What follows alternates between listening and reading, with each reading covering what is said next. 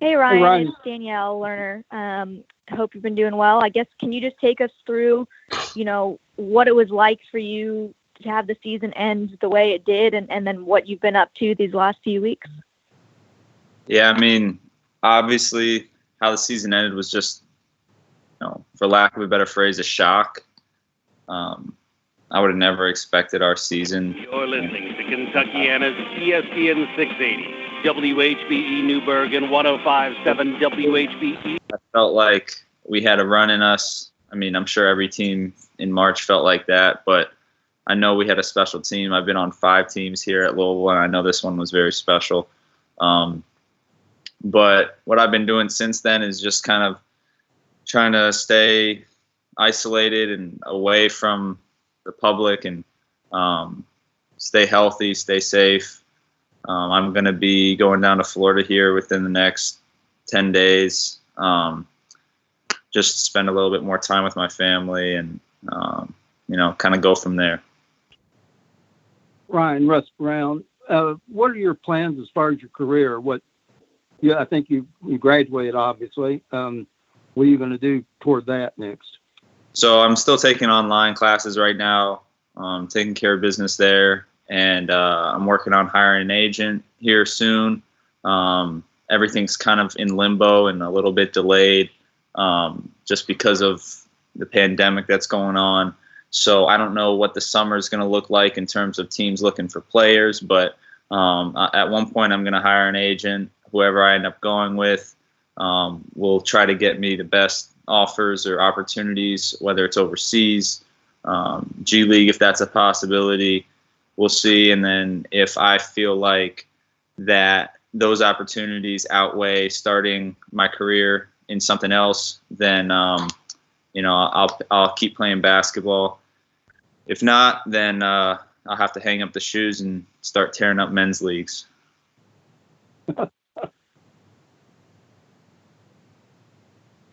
Ryan, Kent Spencer with WHAS 11. If the next move for you isn't basketball, what would it be? That's a great question. I don't really necessarily know 100% what it would be. As of right now, I think my option A would be a financial advisor with Mass Mutual. I've had an internship with them this year, just mainly so they could give me study materials if I wanted to get pass the insurance exams or start working on my Series 6 or Series 7, some of the credentials that are necessary to become a financial advisor. I'd say that's option A, but I'm open to other options and other avenues, whether it's in medical sales, pharmaceutical sales, anything that's competitive and I think I could, get a passion for and be really good at. Ryan, this is Matt McGavick with Sports Illustrated. If the NCAA chooses to give seniors an extra year of eligibility, is returning to Louisville something you would consider? I would have to consider it. I honestly don't see that happening at all. I think there's way too much behind it in terms of you got to think of all the freshmen or underclassmen that were maybe playing behind some of the upperclassmen. They wouldn't be getting an extra year of eligibility, at least for the winter sports, and if they are, would they want to spend another year in the same role or playing behind a guy over again? There's a lot of logistics and things that I just feel like the NCAA isn't going to grant winter sports another year of eligibility since we played 90% of our season. With that being said, if they were to give us another year, I'd have to discuss it with my family, discuss it with my girlfriend, and just see if that's the best move, and see if I want to do that all over again. Ryan, Rick Bozich from WDRB. You guys were all together in Greensboro when this came down, and then I'm sure you flew home. When was the last time the team was together, and what was that like? Last time all of us were together was right when we got off the plane in Louisville, and we met inside the little private airplane area. And Coach tried to give us any sort of goodbye or conclusion or anything to the year as he could. Everything was still up kind of in the air at that point. So it was a really weird, eerie feeling, like, what's going to happen next? Where do we go from here? So that was the last time we were together. Some guys went home pretty soon after that. Some guys stayed in Louisville. Then maybe some of those guys that initially went home came back while other guys went home. So that last time we've all been together was right after we got off the plane. And who knows if and when we'll all ever be together again. Ryan, this is Fred Calgill with WLKY. You've made a career out of overcoming adversities. Would you just speak to that for a minute? I mean, you come in lightly recruited and really overachieve and end up as a part-time starter. Yeah, I mean, all the adversity that I was going to go through in my college career in terms of things that were out of my control were almost over. And, we were going to finish off this last season the right way as a kind of a crescendo to my career. And even if we didn't finish it off the right way, just it being, having a conclusion and some closure would have been a little bit easier to swallow. And, you think about my freshman year, all the stuff that happened, and then my sophomore year with Coach P getting fired, then the interim year coach, and then a new coach coming in. This was the only year that really had any consistency and flow to it. And until the very last part that we worked all year for. So it's hard to see now, but I know that, facing that adversity will help me later on in life. I know that whenever I face things that are out of my control in the future, which I know are going to happen, I'll be prepared for it, and I'll know how to respond. Ryan, this is Hayes Gardner with the Courier-Journal. When did it kind of sink in that the tournament wasn't happening? Did it take a few days for it to really sink in? Yeah, I mean, the initial blow, once they canceled the ACC tournament, I couldn't see them not canceling the NCAA tournament, and that's when I broke down. And we were all just kind of shook at the fact that this is the reality now. And I think it hit me in a few different waves whenever Selection Sunday was supposed to happen, and then maybe the first round games were supposed to be starting. It just kind of reminded you, like, dang, we're really not playing. And then I think about every once in a while I'll be watching games on ESPN, the throwback games, and I'll be like, we could have made history, or we could have been making a blockbuster game that people would have been talking about for years and years. So it hits me in ways, but I've been trying to stay productive and do other things to try to keep my mind off of it.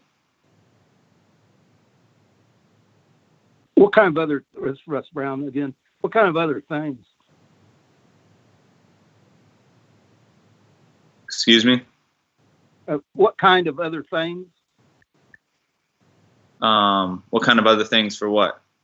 You said you'd been trying to do other things to keep your mind off of it. Oh, yeah. I mean, working out, trying to stay in shape, doing little chores and things around here to just stay productive, talking to coaches, talking to agents to try to hire one of them. People are coming to me with possible job opportunities, trying to decipher through those and figure out which ones are worth pursuing, which ones aren't for me. Different things every day. Ryan, Michael McCammon from Cardinal Authority here. As you do begin to pursue other things, looking back on your, especially the last 2 years, how much did Coach Mack help you progress on the basketball floor as well as off? I mean, he helped me tremendously. He was a great coach, just like my other two coaches, and he was incredible at holding me accountable, but also letting me hear it when I'm doing something he liked, and being brutally honest when I was doing something he didn't like. And I think as a people pleaser, that allowed me to really progress my game, because it was very straightforward what he wanted or what he didn't want on the court, and I did my best to make sure I was pleasing him and doing what the coaching staff wanted. And then off the court, I mean, Coach Mack's he's your all around guy. I mean, he's a role model to me. He has a great family. He's a great person. He keeps it 100% all the time. So if I ever coach, I think I want to be a lot like Coach Mack.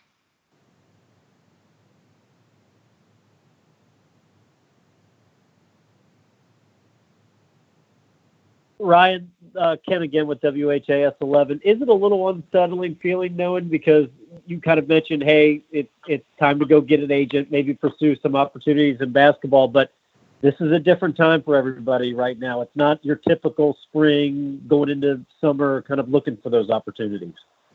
Yeah, it's so bizarre. I don't know how it's going to affect guys getting worked out by NBA teams, how it's going to affect when overseas teams are going to even start looking for players or trying to sign players. I don't know how this virus is going to affect all that. I don't know how long it's going to delay it, but it's definitely going to have an impact on guys' futures.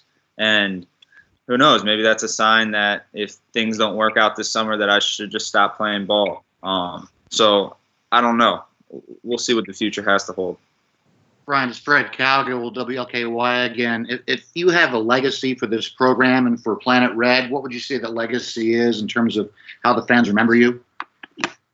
I think most importantly, it would be a guy that was very loyal and stuck with the program and stuck with the university through a lot of hard times, through the good and the bad.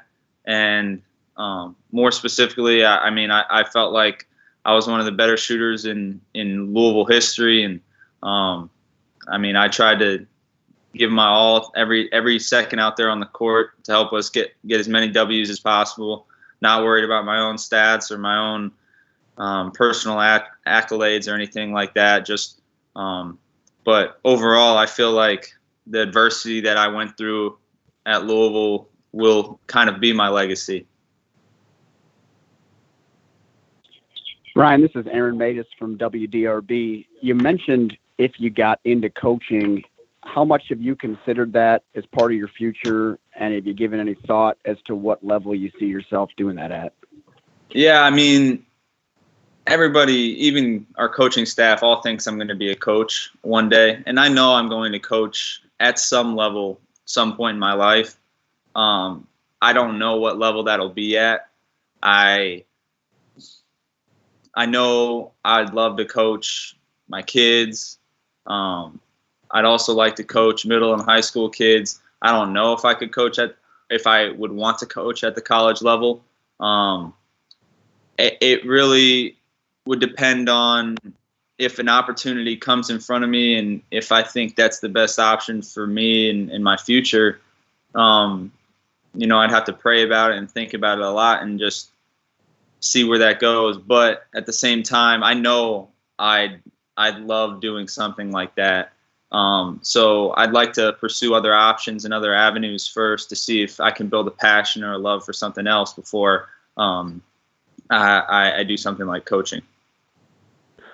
Ryan, Rick Bozich from WDRB. Going back to when you guys were in Greensboro, were you or any of your teammates at all apprehensive or uncertain about playing games back then when, after the Rudy Gobert thing broke and everybody was wondering whether the tournament should go on or not go on? I think the moment we started getting a little worried was after our, Wednesday practice. During our Wednesday practice, I think that's when it came out that the NCAA tournament will be held without any fans. And I think that's when kind of the snowball started.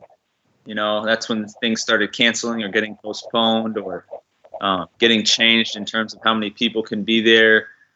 And it was at that moment I felt like the guys and I started panicking or getting a little worried.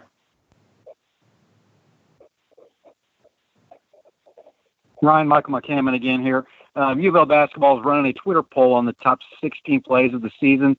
If you had to choose between your 4-point play against Wake or your step back 3 against NC State, which would get the nod? I think the step back. I think it was a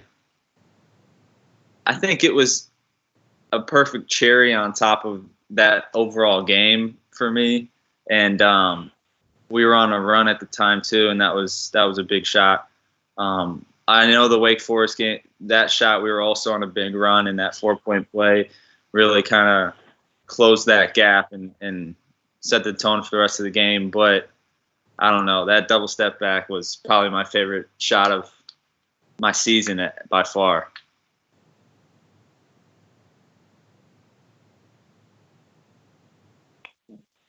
Ryan, this is Aaron Matus with WDRB. This Zoom press conference world we're living in gives us a unique look into people's living rooms and kitchens and stuff. So how much thought did you put into your background, and is your kitchen always that clean? There was actually, before you probably got on, I got on about 5 minutes early. There was some trash back there from the dinner I ate last night. So this is actually my girl's place. And I had to move that stuff real quick just so you guys didn't see what I was eating.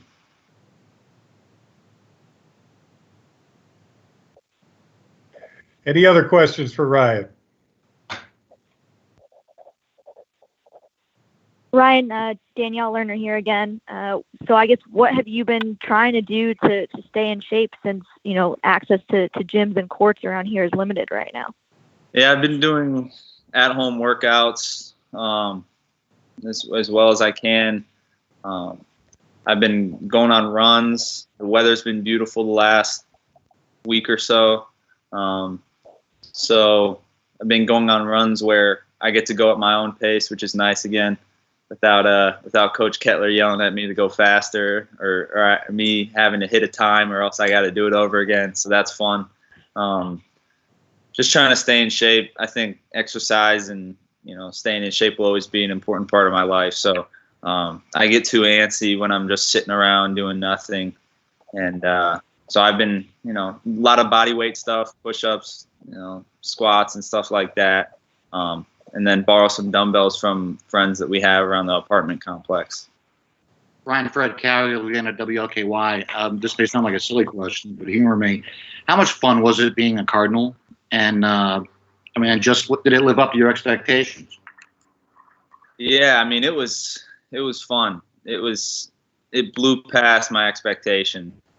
Honestly, I came in not really knowing what to expect, what my role would be in this program, how I would make an impact on winning, if I would be able to make an impact on winning, and that kind of diminished every single year. I found my own personal area in every single team I was on, whether I was redshirting, playing a lot, playing a little. I tried to find my role and do my role really, really well.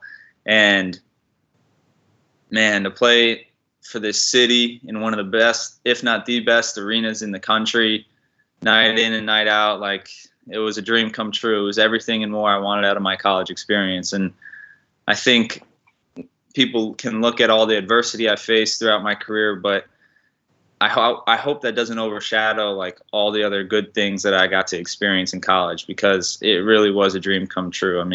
I couldn't imagine playing ball anywhere else.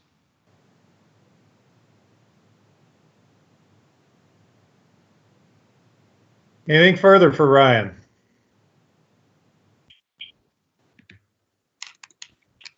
All right, Ryan, thank you for joining us today virtually, and all of you with us and asking questions. We appreciate you joining us.